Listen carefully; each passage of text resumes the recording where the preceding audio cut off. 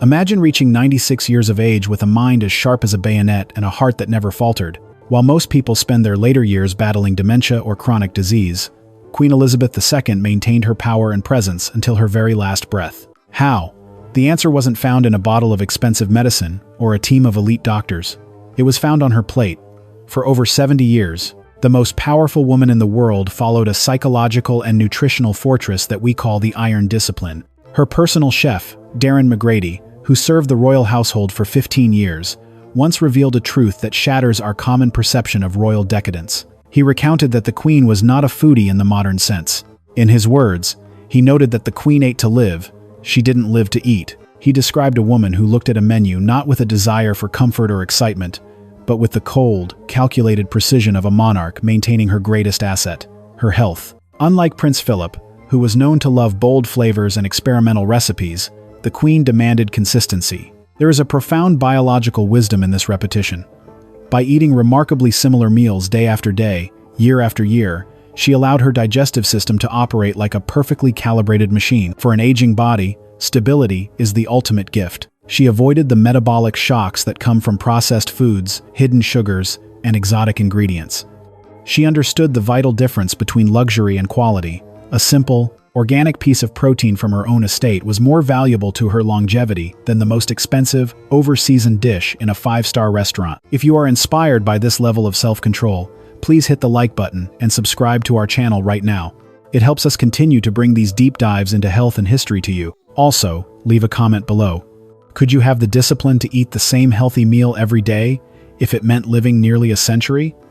But what exactly was in this boring yet life-saving routine? What specific ingredients provided the fuel for a woman to lead an empire well into her 90s? The secret begins with a legendary dynamic duo she requested for lunch every single afternoon. You will be surprised by how simple, yet biologically powerful, this combination really is. The foundation of the Queen's daily vitality rested upon what scientists now call the golden anti-inflammatory formula. Every afternoon, like clockwork, her lunch arrived, and it was never a heavy pasta or a complex, bread-heavy sandwich. Instead, it was a minimalist masterpiece: grilled fish served with 2 fresh vegetables. Usually, this consisted of a piece of Dover sole or Scottish salmon, paired with wilted spinach or courgettes. To the untrained eye, it looked like a simple diet meal, but to a nutritionist, it was a strategic strike against the primary cause of aging: inflammation. Chronic inflammation is the silent culprit behind heart disease, arthritis, and the cognitive decline we often associate with the elderly. By choosing oily fish rich in omega-3 fatty acids, the Queen was essentially coating her arteries and brain cells with a protective shield. These healthy fats are the primary building blocks of the human brain. For a woman who needed to remember thousands of names, historical facts, and complex political details well into her 90s, this wasn't just a lunch, it was a cognitive insurance policy. However, it wasn't just about the fish itself, it was about the integrity of the source. The vegetables on her plate didn't come from a plastic bag in a supermarket. They were harvested directly from the royal gardens at Balmoral, Buckingham Palace, or Windsor Castle.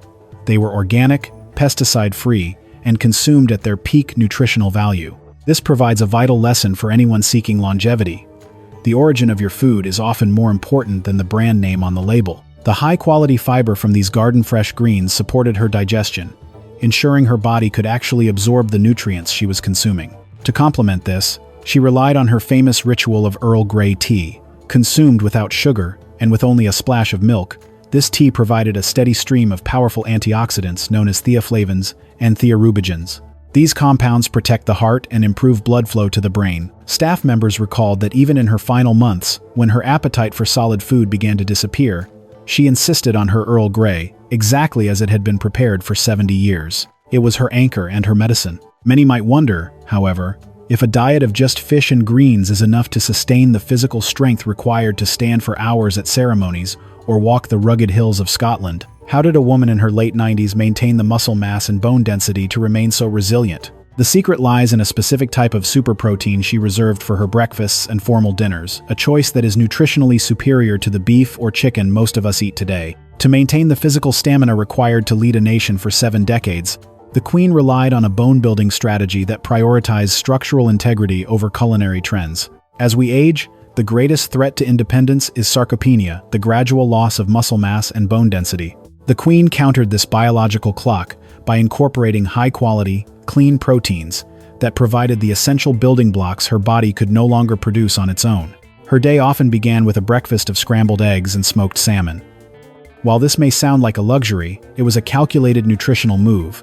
Eggs contain all 9 essential amino acids necessary for tissue repair and muscle maintenance. By pairing them with smoked salmon, she doubled down on her intake of omega-3 fatty acids, creating a breakfast that supported both her heart and her muscular system before her official duties even began. However, the real secret to her physical resilience was found in her choice of red meat. For formal dinners or Sunday roasts, the Queen bypassed commercial beef in favor of venison and pheasant, sourced directly from the royal estates at Balmoral and Sandringham. Chef Darren McGrady noted that these game meats are dramatically superior to the grain-fed beef found in most supermarkets. Venison, in particular, has half the fat of beef, but is significantly higher in iron and B vitamins. It is a strategic protein rich in nutrients that support energy levels and blood health without the inflammatory baggage of saturated fats found in industrial farming. Perhaps the most misunderstood aspect of her diet was her insistence that all meat be served well done. While gourmet chefs might cringe at the thought of a well-cooked fillet, the Queen's preference was a sophisticated safety measure. As the immune system weakens with age, the risk of foodborne illness from pathogens in rare meat increases. By demanding her meat be thoroughly cooked, she was protecting herself from infections that could be devastating to an elderly person. She wasn't choosing texture, she was choosing survival. Her former staff often whispered about her meticulousness, noting that she understood her own vulnerabilities and adapted her diet to mitigate them. By looking at these choices, one might assume the Queen's life was an endless cycle of rigid, joyless nutrition. You might imagine her as a woman who denied herself the simple pleasures of life in the name of duty. But that couldn't be further from the truth. In reality, she was a secret chocoholic who enjoyed her daily gin and champagne. The genius, however, wasn't in what she ate or drank, but in the extraordinary way she controlled her indulgences, a method that left modern nutritionists absolutely stunned. The most fascinating aspect of the Queen's longevity wasn't her restriction, but her sophisticated relationship with pleasure. She proved that the secret to living nearly a century isn't about total deprivation, it is about controlled indulgence. While she was famous for her discipline, she was also a self-confessed chocoholic. However, she didn't reach for sugary milk chocolate. She chose dark chocolate with at least 70% cacao. This choice was medicinal. Dark chocolate is packed with flavonoids, powerful antioxidants that combat the free radicals responsible for aging and cellular damage. But the true lesson in longevity was her portion control. Chef Darren McGrady recalled that the Queen would never eat an entire box or even a full bar. Instead, she would have a tiny sliver of her favorite chocolate biscuit cake daily until the entire cake was gone. She denied herself nothing, but she mastered the art of the microdose. This allowed her to satisfy her cravings without causing the massive blood sugar spikes that lead to diabetes and inflammation in the elderly. This same philosophy extended to her famous ritual of the pre-lunch gin and dubonnet and her evening glass of champagne.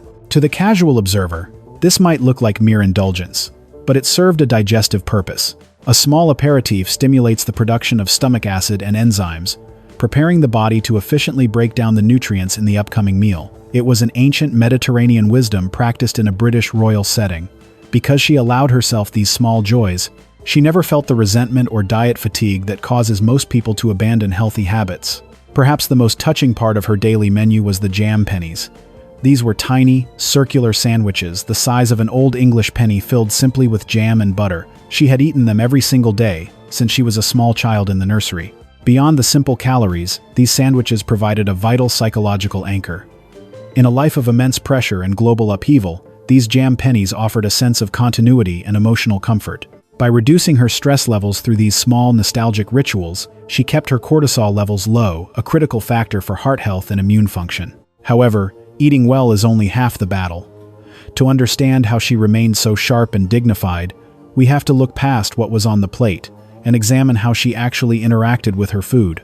From the way she sliced a single chocolate biscuit to her bizarrely meticulous method of eating a banana, her physical habits revealed the ultimate level of self-mastery. You might find her specific techniques strange, but they were the final piece of her longevity puzzle. The true mark of the Queen's wisdom was her refusal to fight the reality of her aging body. Instead, she mastered the art of strategic adaptation. As she moved into her 80s and 90s, she didn't cling to the heavy, lavish banquets of her youth. She understood that an older body requires less fuel but higher efficiency. To maintain her dignity and strength, she quietly transformed her diet into a blueprint for graceful aging. The most significant change was her strict no-starch rule for dinner. Unless it was a state banquet, the Queen completely eliminated potatoes, rice, and pasta from her evening meals. For a woman in her 90s, this was a brilliant move to prevent late-day blood sugar spikes and weight gain, which can be devastating for joint health. By keeping her dinners limited to lean proteins and green vegetables, she ensured her body could focus on cellular repair during sleep rather than struggling to digest heavy carbohydrates. Her staff noticed that as her physical energy naturally shifted, her meal structure followed suit. She moved away from large, taxing meals and settled into a rhythm of 4 small, nutrient-dense portions a day. This kept her metabolism steady and prevented the energy crashes that often lead to fatigue in the elderly. The texture of her food also evolved. She prioritized softer, poached fish and finely scrambled eggs, foods that were easy to chew and effortless to digest, ensuring that even on her busiest days, her body was receiving maximum nutrition with minimum effort. Perhaps most impressively, the Queen possessed an extraordinary level of self-awareness. In her final years, she didn't wait for a doctor to tell her to slow down. When she felt her alertness wavering, she voluntarily reduced her long-standing tradition of a daily evening martini. She listened to the subtle signals of her changing system and increased her intake of fresh leafy greens to support her slowing digestion. She wasn't just following a menu. She was in a constant, respectful dialogue with her own biology. This meticulous approach extended even to how she ate. She famously ate bananas with a knife and fork, cutting off the ends and slicing the fruit into tiny, manageable circles. While this might seem like mere royal etiquette, it was a practice in mindfulness and portion control that kept her present and disciplined at every meal. However, if you believe that simply copying her grocery list is the golden ticket to living until 96, you are missing the most critical piece of the puzzle. The food provided the raw materials, but her legendary longevity was fueled by an invisible catalyst, a psychological force she practiced every single day for 7 decades. Without this one final secret, the diet alone would have never been enough to sustain the longest reigning monarch in history. While the grilled fish and dark chocolate provided the chemical foundation for Queen Elizabeth II's health, the true architect of her 96-year journey was her internal clock. Beyond the contents of her plate, it was the unwavering rhythm of her life that protected her brain and body. Scientists studying the blue zones, places where people live the longest, have found that a consistent daily routine is just as important as vitamins. The Queen was the ultimate practitioner of this circadian discipline. Her rituals were legendary. Every morning at 9 o'clock, she had her tea. Every afternoon at 4 o'clock, she had her sandwiches. Every evening, she walked the grounds with her dogs. This wasn't just royal tradition, it was a biological anchor. By maintaining the same schedule for 70 years, she kept her hormones balanced and her nervous system calm. For an aging brain, this level of predictability is the ultimate defense against the confusion and fog of dementia. Her mind remained clear because it always knew exactly what was coming next. This physical routine was paired with a profound sense of purpose. Psychologists have long known that having a reason to get out of bed is a powerful predictor of lifespan. For the Queen, that reason was her sense of duty to the crown. This mission provided a psychological resilience that allowed her to navigate decades of global stress without breaking. She didn't exercise in a modern gym. Instead, she engaged in functional movement, riding horses and walking the rugged hills of Balmoral. These low-impact, consistent activities kept her joints mobile and her heart strong without the inflammatory stress of intense workouts. To live like the Queen, we must look at her life as a 2-part roadmap. For the younger generation, the lesson is one of early discipline. Building a foundation of high-quality protein, avoiding processed sugars, and establishing a consistent sleep-wake cycle now will pay dividends decades later. For the older generation, the lesson is graceful adaptation. Like the Queen, we should not fear the changes in our bodies. We should listen to them, soften our food textures, reduce our portions, and find joy in small, meaningful rituals. Queen Elizabeth II's life proves that longevity is not about a single superfood or an expensive secret. It is the result of a life lived with intention, quality, and an unbreakable spirit. If you found value in this deep dive into the Queen's lifestyle, please subscribe to the channel and turn on the notification bell so you never miss our next investigation into the secrets of health and history. Don't forget to share this video with someone who wants to age with strength and dignity. Thank you for watching.